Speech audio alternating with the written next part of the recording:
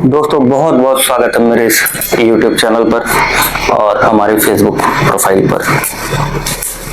आज हम लेके आए हैं एक आपके लिए बहुत ही डरावनी कहानी। अभी तक आप लोगों ने हमारे साथ हमारे चैनल पे लाइव लोकेशन पर बहुत से हॉन्टेड लोकेशन पर जाकर हम लोगों ने वीडियो बनाया। बहुत सी भटकती आत्माओं को हम लोगों ने आपको बहुत सी भूतियाई घटनाओं को दिखाया। बहुत से आत्माओं को हमने मुक्ति दिलाई और आज हम लेके आए एक सच्ची घटना पर आधारित आपके लिए कहानी, जिसको सुनकर आपके रोंगटे खड़े हो जाएंगे। जी हाँ, ये कहानी है सुरेश और उसके दोस्त मनोज की, जो दोनों शहर में काम करते थे।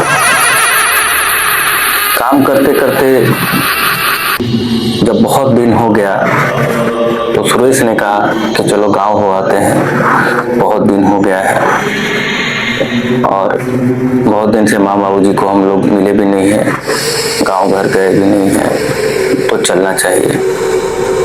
मनोज कह रहा है कि दोस्त तुम्हारा ख्याल तो बहुत अच्छा है, तो कब का सोचो, और जब तुम्हारी भी इच्छा है और ख्याल अगर अच्छा है तो तुम आज ही चलते हैं और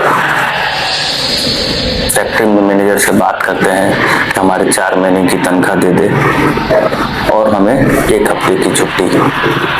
ये सारी बात करते करते वो लोग अपने रूम से बाहर निकले और चल पड़े मैनेजर के केबिन की ओर। शाम हो रही थी, आसमान पे काले बादल भी छाए हुए थे। दरवाजा नॉक करते हैं और मैनेजर के केबिन में अंदर घुसते हैं। सर, मैं और मनोज घर जाना चाहते हैं। संतोष ने यह बात मैनेजर को कही, जो उसके सामने टेबल पर बैठा हुआ कुछ काम कर रहा था। उसने अचानक उन लोगों की तरफ देखा और कहा, अचानक से ऐसी क्या बात आ गई कि तुम लोग दोनों घर जाना चाहते हो? बोला, अचानक से ऐसी कोई बात नहीं है, हमें 1 हफ्ते की छुट्टी भी चाहिए। हम लोग 1 हफ्ते में लौट आएंगे। हमें आए हुए बहुत दिन हो गया है और हमारी आज बहुत इच्छा हो रही है कि हम अपने गांव जाएं और माँ बाबूजी से मिल के आए। ऐसा सोचकर हम लोग आज आपके पास आए हैं। मैनेजर ने कहा, ठीक है, मैं तुम्हारा हिसाब कर देता हूँ, लेकिन तुम लोग आ जाओगे? बोले, बिल्कुल आ जाऊंगा साहब, 1 हफ्ते में आ जाऊंगा। ये कहकर मैनेजर ने घंटी बजाई और अकाउंटेंट को बुलवाया और कहा, इन लोगों को 4 महीने का इनका हिसाब दे दो। और संतोष को कहा, देख, अगर आ जाओगे तो सही है, सच बोल के जाओ, अगर नहीं आओगे तो वो भी बताओ, हम दूसरे बंदे को रख लेंगे।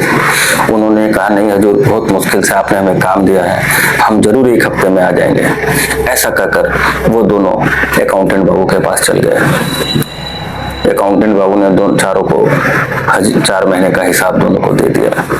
वो पैसा लेने के बाद वो अपने रूम पे गए, जरूरी सामान बैग में भरा और निकल पड़े गांव की ओर। चूंकि आसमान में काले बादल छाए थे, ये सब करते हुए शाम हो चुकी थी। शाम का 6 बज रहा था।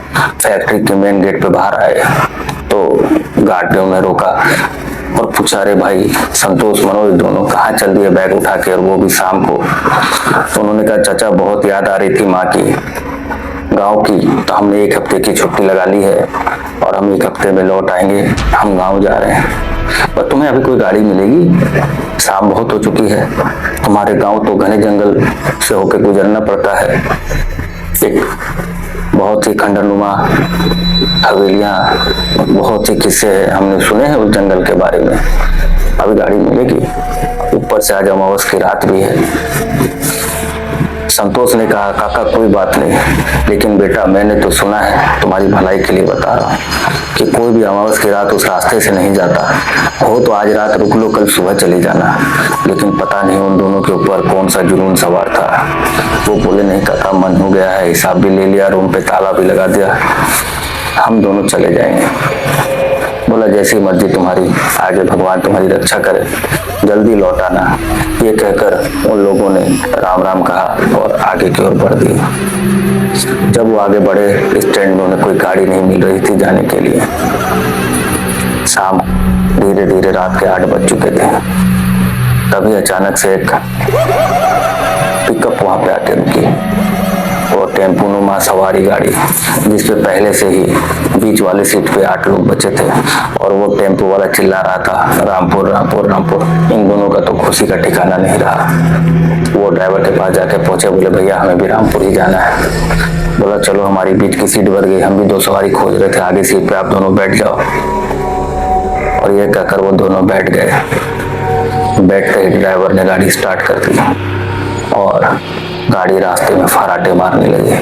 आगे क्या होता है ये जानने के लिए आप हमारे अगले एपिसोड में बने रहे। क्या संतोष और मनोज गांव पहुंच पाएंगे? क्या जंगल में हो जाएगी उनके साथ कोई अनहोनी घटना?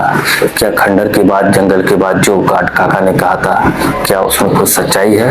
ये जानने के लिए आपको हमारे साथ बने रहना होगा। अगर आपको हमारी कहानी अच्छी लग रही हो और आप आगे सुनना चाहते हैं तो कमेंट बॉक्स में हमें जरूर लिखें।